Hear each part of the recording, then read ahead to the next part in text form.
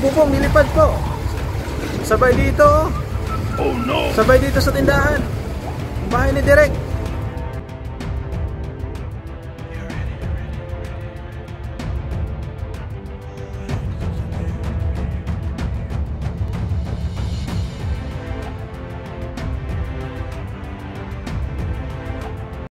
Araw po sa ating lahat. Andito tayo ngayon, no, sa bahay nila Direk Ramsey.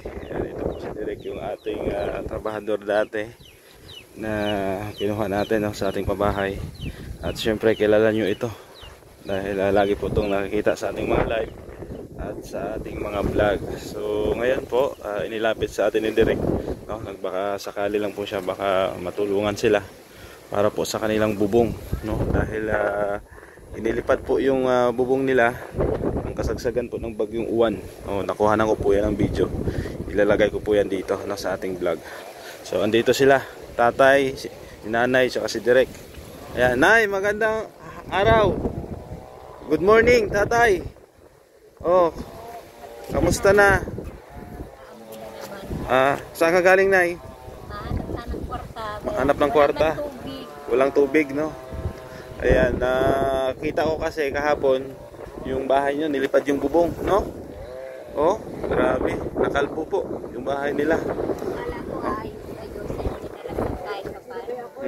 So andito ako, nay, para syempre i-vlog kayo, no?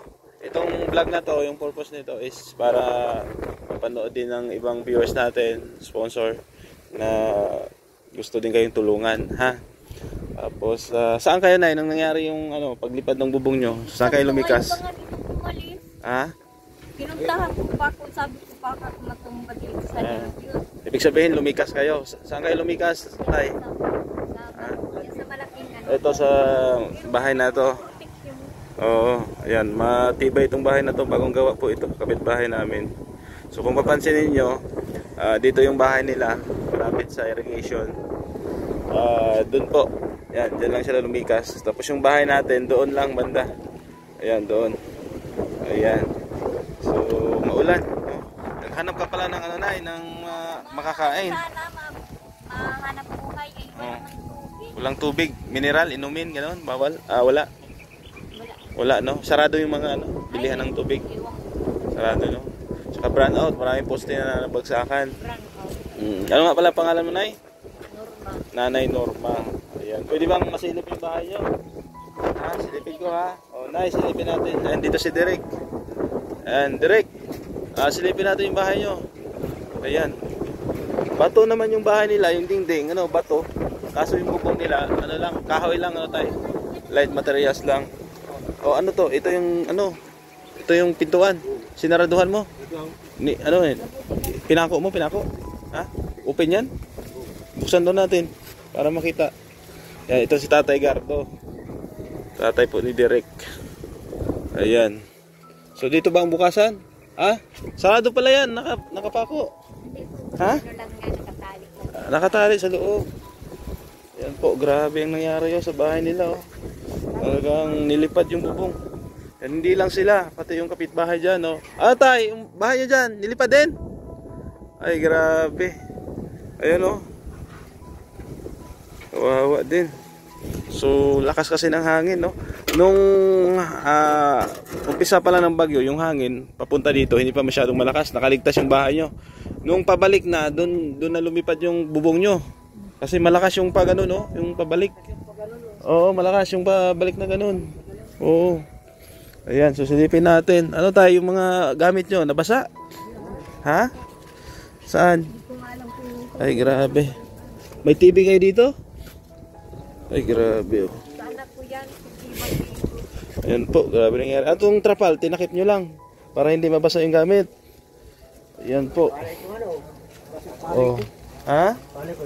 Palay, nabasa. May palay ka dito.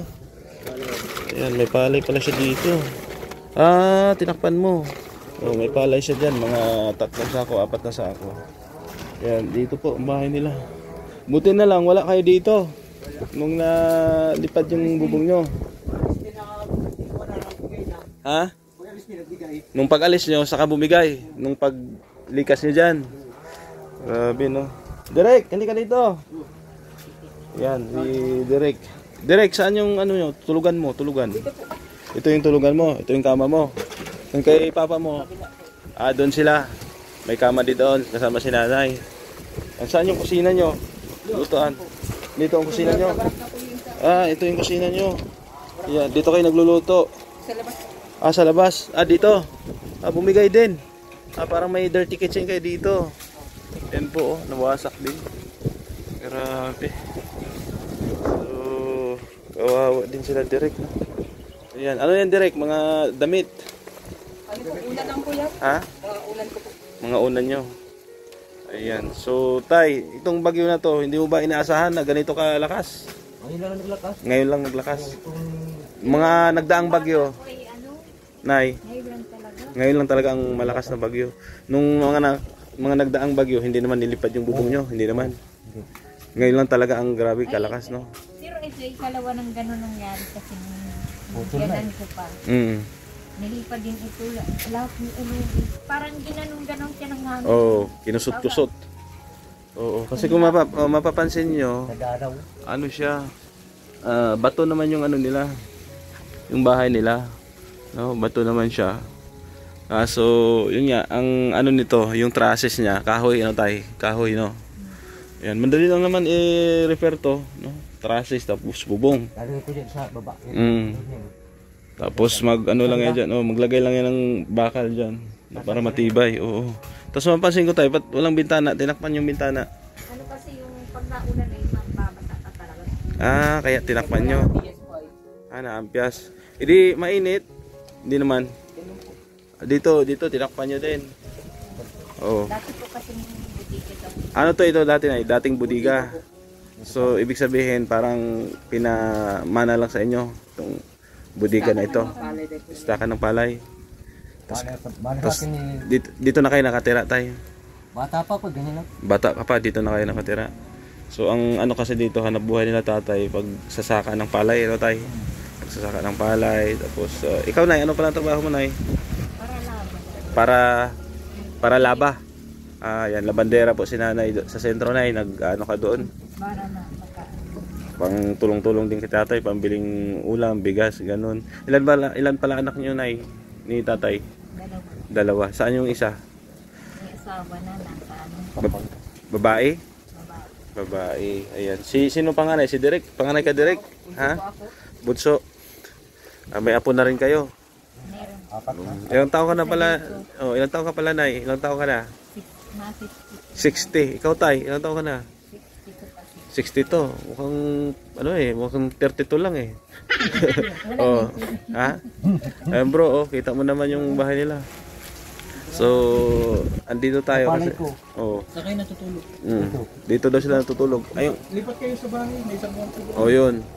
Samantala tayo, lipat muna kayo doon sa bahay nila ni Bro Nelson. May kwarto doon. may bahay na maliit. Okay lang sa bahay doon. Punta kayo doon.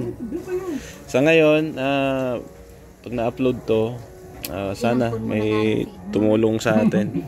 Pang trusses, no? Trusses bubong. Maliit lang naman to. Maliit lang naman tong bahay nila. Tayo rin po na magtutulungan. Tama. Yan si Bro, Kayo iba sa amin. Bro Nelson, willing po siyang patirahin muna. Doon muna kayo tumira sa pansamantala. Yung mga gamit nyo na papalitan nyo ng mga damit nyo sa bahay, sa kwarto. Stock nyo doon. Yung mga gamit nyo, kung ano pa yung mga kailangan nyo, yung mga bibit-bit nyo, dalhin nyo. Huwag kayong mag-alala, Nay, tay. Tutulungan ko kayo sa sa bubong tsaka sa trusses, ha? Ipaayos natin ng bahay po. Si nanay emosyonal si nanay. Ba't ka naiyak, Nay? Buhay ako ng mga hindi pagpareha sila may trabaho. Nakakapaghingi ako sa kanila. Mahirap pa ang buhay, Nay. Sobra. Ano ba kadalasang nyo dito? Inuulam, kinakain? Okay lang naman. Nakakain naman kayo? 3 beses sa isang araw? Ha? Kasi si tatay, hindi naman permanente yung trabaho mo, no? Hindi naman regular. Kumbaga, kung may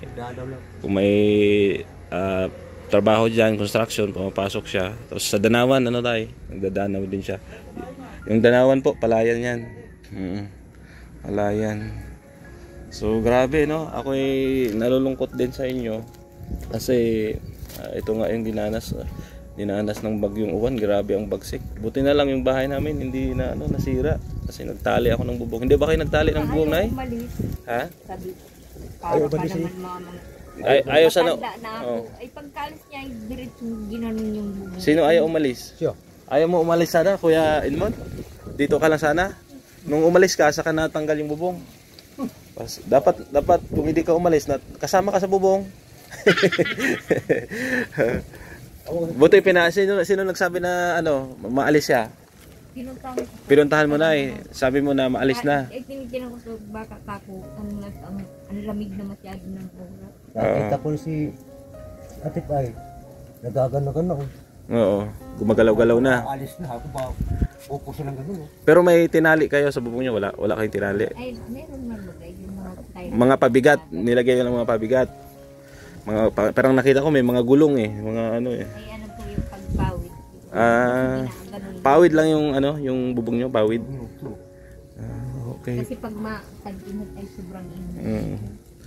So ito palang bahay na to is dating yung bodega ng sino may-ari nito na sa bodega? Si Kutawko, dating judge. So parang pinamana na sa inyo, kumbaga kayo na namahala. So sana mabigyan natin kahit pangbubong lang. Saka trusses Maliit lang naman to siguro. Ano lang to? 5 by ano lang ata to? 5 by 6 Mga ganun.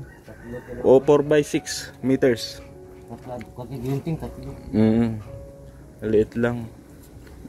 So, sana matulungan natin, ma-repair natin yung bahay nila at kawawa. Direk, anong masasabi mo dito sa bahay nyo? Malungkot ba? Malungkot po. Ha? Nalulungkot ka ba? Sobra. Oo. Sana kung may kung may hiling ka sa mga viewers natin, mga sponsor, anong hiling mo? Ha? Sana magtulungan kami. Sana matulungan kayo na mabubungan Opo. Kasi okay naman tong pader. Ang importante talaga yung bubong na lang. Bubong na lang. Oo. O, sige, at sa abot ng mga kaya natin, matulong kami ha. O, matulong kami. Sana may mga sponsor din na tutulong sa inyo. O, pwede man i-repair tong bahay nyo, tsaka lagyan ng bintana, Oo. Ano, Nay?